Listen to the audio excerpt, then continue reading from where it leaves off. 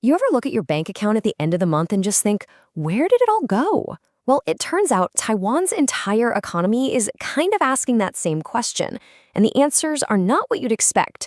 So today, we're going to follow the money and find out who the real winners are. Okay, so get this. On one side, you've got bubble tea. I mean, it's a cultural icon, right? A daily ritual.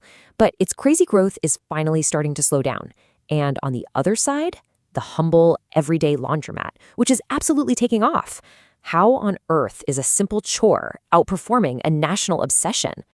This isn't just some random fluke. It points to a much bigger shift in how we live, what we value. So what's really going on with our money? Let's dig in and figure it out. To solve this whole puzzle, we need a map. Not a map of streets, but an economic map that shows us where every industry really stands, not just right now, but for the long haul. And here it is. Think of this as an economic health check for different industries. The vertical line, going up and down, that's long-term strengths. We call it CAGR. The horizontal line, left to right, that's the short-term buzz, the growth we're seeing this year. When we plot industries on this grid, we see everything. We see the champions, we see who's just having a good year, and we see who's really struggling. And real quick, about that term CAGR. It sounds complicated, but it's not. It just smooths out the wild ups and downs of any given year to show you the real, steady growth rate over a long period. It's the best way to see an industry's true momentum and cut through all the noise. All right, let's start with the A-listers, the industries sitting pretty in that top right corner. These are the champs, the ones with both fantastic long-term health and great short-term memento. And would you look at this list?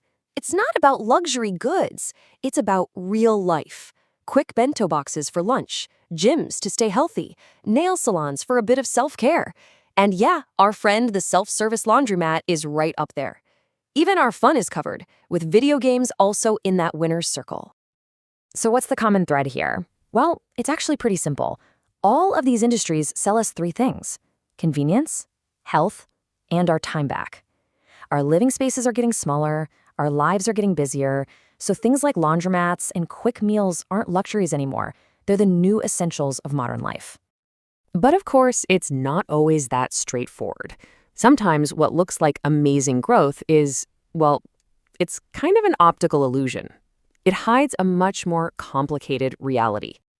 Perfect example? Movie theaters. A nearly 19% jump in growth this year. You'd think they were back and bigger than ever, right? But not so fast.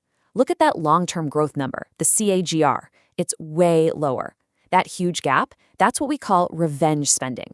We were all cooped up and desperate to get out, but this one-time spike doesn't just magically erase the competition from streaming at home. And that's the key right there. For industries like cinemas, travel, and amusement parks, what we're seeing is a rebound, not a true, sustainable recovery. The excitement is temporary, but the underlying challenges are still very, very real. Okay, let's circle back to the bubble tea mystery. For a decade, this industry was an absolute rock star.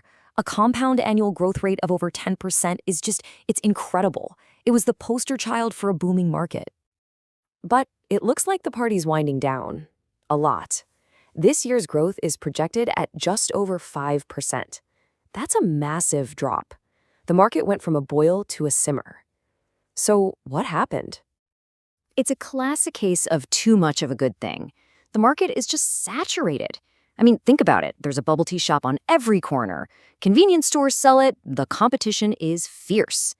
So the game has changed. It's not about opening more and more stores anymore. It's about making each existing store smarter and more efficient. So what do you do if you're stuck in the toughest spot on the map? Low long-term growth, low short-term growth? Do you just give up? No way. You get creative. Let's look at a company that's doing just that in a really tough market: domestic hotels. This quote from the deputy chairman of Check-in just nails the problem. Now that we can all travel internationally again, why take a local trip when you can just hop on a plane to somewhere else? The competition for our travel money is global now. So here's their game plan. And honestly, it's brilliant. Number 1, stop selling just a bed to sleep in and start selling an actual experience. 2, use data to get really smart with pricing. And 3, take that successful model and start exporting it. At its core, what they're doing is changing what a hotel even is. You walk in, and instead of a boring lobby, there are interactive maps with tips from locals. The breakfast isn't generic, it's famous regional food. They're turning the hotel from just a place to crash into your actual home base for exploring the city. Whew, okay. So we have been all over this economic map. We've seen the rise of new essentials, we've seen how some growth is just an illusion, and we've even seen a masterclass in how to win when the odds are against you. And it all brings us back to one simple question.